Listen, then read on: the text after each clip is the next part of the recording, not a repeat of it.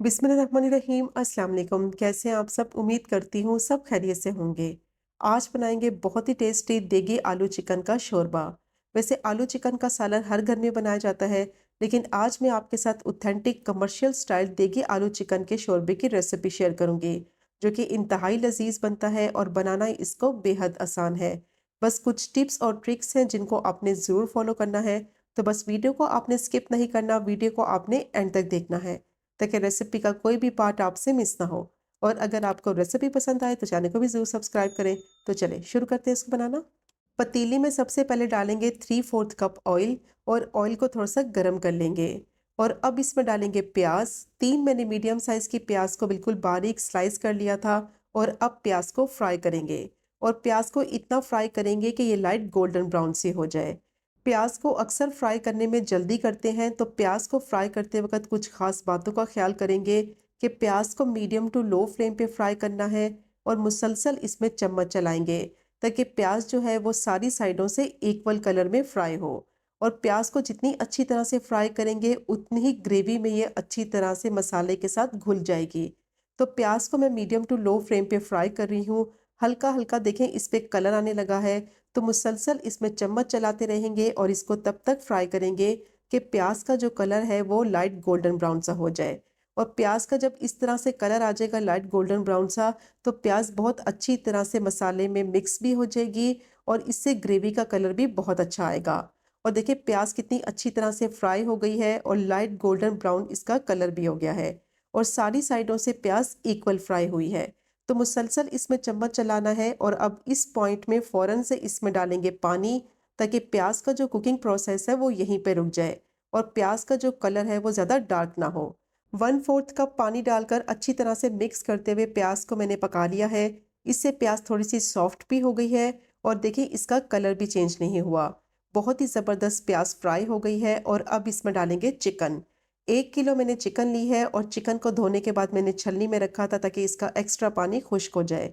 और अब इसमें डालेंगे 2 टेबलस्पून लहसुन अदरक का पेस्ट और चिकन को फ्राई करेंगे लहसुन अदरक के साथ कम से कम 5 से 6 मिनट के लिए, मीडियम टू हाई फ्लेम पे, ताकि चिकन का जितना भी पानी है वो खुश्क हो जाए और चिकन अच्छी तरह से फ्राई हो जाए लहसुन अदरक के साथ और चिकन की स्मेल ख़त्म हो जाए। चिकन के जो पीसीस हैं वो ज़्यादा बड़े नहीं होने चाहिए, इसके पीसीस मीडियम होने चाहिए। तो अच्छी तरह से चिकन को मैंने लहसुन अदरक के साथ फ्राई कर लिया है 2 से 3 मिनट के लिए।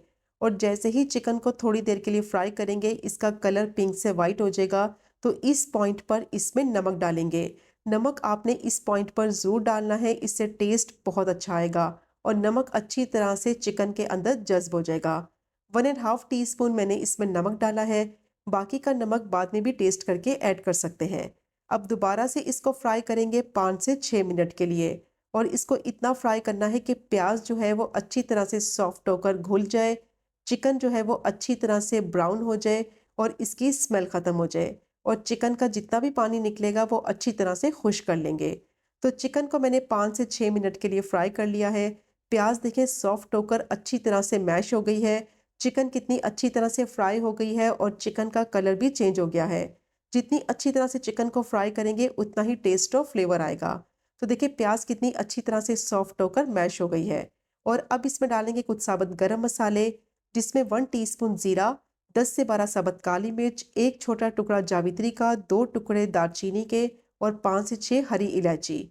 और गरम मसालों के साथ दोबारा से इसको 1 से 2 मिनट के लिए फ्राई करेंगे ताकि जो गरम मसालों की खुशबू है वो भी चिकन में आ जाए। अब चिकन को अच्छी तरह से फ्राई कर लिया है, बहुत ही ज़बरदस्त चिकन में से खुशबू आ रही है। और अब इसमें डालेंगे दही। 1 कप दही को अच्छी तरह से फेंट कर डालें और दही डालने से पहले फ्लेम को बिल्कुल लो कर दें। अक्सर ऐसा होता है कि दही की फुटकियाँ बनने लगती हैं। अब इसको मिक्स करेंगे और मिक्स करके इसको दही के साथ पकने के लिए रखेंगे। दही के पानी में ही चिकन अच्छी तरह से सॉफ्ट और टेंडर हो जाएगी। दही जैसे ही पकने लगेगा इसका पानी निकलेगा, तो अब इसको तब तक पकाना है कि दही का पानी खुश्क हो जाए और ऑयल इसका सेपरेट हो जाए। चिकन को दही के साथ अच्छी तरह से पका लिया है, दही का सारा पानी खुश्क हो गया है और ऑयल इसका अलग हो गया है। चिकन को अच्छी तरह से भून लिया है और 50% तक चिकन जो है वो गल चुकी है। अब इसमें डालेंगे टोमेटो प्यूरी। 3 मीडियम साइज़ के टमाटर को ब्लेंड करके उनकी प्यूरी बना ली थी। आप चाहें तो टमाटर को चॉप करके भी ऐड कर सकते हैं, लेकिन प्यूरी डालने से एक तो टमाटर बिल्कुल नज़र नहीं आएंगे ग्रेवी में और ग्रेवी बहुत ही स्मूथ और सिल्की बनेगी। अब टमाटो प्यूरी डालकर अच्छी तरह से मैंने इसको मिक्स कर लिया है और साथ ही इसमें कुछ स्पाइसेस ऐड करेंगे, जिसमें 1 टीस्पून भर के लाल मिर्च पाउडर डालेंगे, हाफ टी स्पून हल्दी डालेंगे, 2 टीस्पून धनिया पाउडर डालेंगे। इसका बहुत ही अच्छा फ्लेवर आएगा आलू चिकन के शोरबे में। और अब इसको मिक्स करते हुए इतना पकाएंगे कि मसालों का कच्चापन ख़त्म हो जाए। टोमेटो प्यूरी का जो पानी है वो अच्छी तरह से खुश्क कर लेंगे और इसको तब तक पकाएंगे कि ऑयल बिल्कुल अलग हो जाए। 3 से 4 मिनट तक चिकन को मैंने भून लिया है, ऑयल इसका अलग हो गया है। मसालों को अच्छी तरह से चिकन के साथ भून लिया है ताकि उनका कच्चापन ख़त्म हो जाए। और अब इसमें डालेंगे आलू। 3 मीडियम साइज़ के आलू को मैंने इस तरह से थोड़े बड़े पीसेस में काट लिया था। अब आलू को भूनेंगे अच्छी तरह से मसाले में ताकि आलू में अच्छा सा मसाले का फ्लेवर आ जाए और इनका कच्चापन ख़त्म हो जाए। तो जायका जो इसमें आएगा वो इसकी भुनाई से आएगा। स्टेप बाय स्टेप चिकन को अच्छी तरह से भूनना है। बहुत ही लाजवाब ये देगी आलू चिकन का शोरबा बनेगा। अब आलू को मैंने अच्छी तरह से मिक्स करते हुए भून लिया है। बहुत ही मज़ेदार इसकी ग्रेवी जो है वो तैयार हो गई है और प्याज देखें कितनी अच्छी तरह से मसाले में घुल गई है। तो जो टिप्स मैंने आपके साथ शेयर की हैं प्याज को फ्राई करते वक्त, उनको आपने ज़रूर फॉलो करना है। अब इसमें डालेंगे पानी। तो जितना आपको शोरबा रखना है उस हिसाब से आप इसमें पानी डाल दें। 1 कप भर के मैंने इसमें पानी डाला है, जिसमें आलू भी अच्छी तरह से गल जाएंगे और शोरबे की कंसिस्टेंसी भी बिल्कुल परफेक्ट बनकर तैयार होगी। देगी आलू चिकन का शोरबा बना रहे हैं, इसलिए शोरबा जो है वो पतला नहीं होना चाहिए, थोड़ा सा थिक होना चाहिए। अब इसको मैंने मिक्स कर लिया है। मिक्स करने के बाद इसको मीडियम टू लो फ्लेम पे पकने के लिए रखेंगे, कम से कम 10 मिनट के लिए, जिसमें आलू भी अच्छी तरह से गल जाएंगे और जो बाकी के चिकन है वो भी अच्छी तरह से सॉफ्ट और टेंडर हो जाएगी। तो अब इसको मैंने कवर कर दिया है और 10 मिनट के लिए मीडियम टू लो फ्लेम पे पका लेंगे। तो 10 मिनट के बाद आप इसको चेक कर लेते हैं।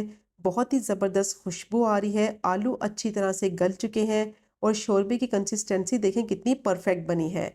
अब इसमें डालेंगे हरी मिर्चें, थोड़ा सा इसमें हरा धनिया डालेंगे, फ्लेम को बंद करेंगे और इसको दोबारा से कवर कर देंगे कम से कम 5 मिनट के लिए और इसको दम पर रखेंगे ताकि इसमें जो फ्लेवर है हरी मिर्चों का, हरे धनिए का, वो अच्छी तरह से मिक्स हो जाए। तो अब इसको मैंने मिक्स कर लिया है और अब इसको कवर कर देंगे। फ्लेम को इस स्टेज पे बिल्कुल बंद कर देंगे और बंद करके इसको चूल्हे पे इसी तरह से 5 मिनट के लिए कवर करके रहने देंगे। तो बहुत ही टेस्टी देगी आलू चिकन का शोरबा रेडी हो गया है। बहुत ही मज़े का बनता है, बिल्कुल ऑथेंटिक स्टाइल रेसिपी मैंने आपके साथ शेयर की है और शोरबा देखें कितना परफेक्ट बना है। बिल्कुल भी इसमें प्याज तैरती हुई आपको नज़र नहीं आएगी। तो जो टिप्स मैंने आपके साथ शेयर की हैं उनको आपने ज़रूर फॉलो करना है। बहुत ही बेहतरीन मज़ेदार देगी आलू चिकन का शोरबा बनकर रेडी होगा और जब आप इसको अपने घर वालों को बनाकर खिलाएंगे तो सब आपकी बेहद तारीफ़ करेंगे। तो ज़रूर ट्राई कीजिएगा इस मज़ेदार सी देगी आलू चिकन शोरबा की रेसिपी को, जो कि बनाने में बेहद आसान है, खाने में उतना ही जायकेदार। और अगर आपको आज की वीडियो पसंद आए तो चैनल को सब्सक्राइब करें, वीडियो को लाइक करें और शेयर करें। इंशाल्लाह मिलेंगे अगले कुकिंग व्लॉग में फिर एक नई रेसिपी के साथ। तब तक मुझे अपनी ख़ास दुआ में याद रखें। अल्लाह हाफिज़।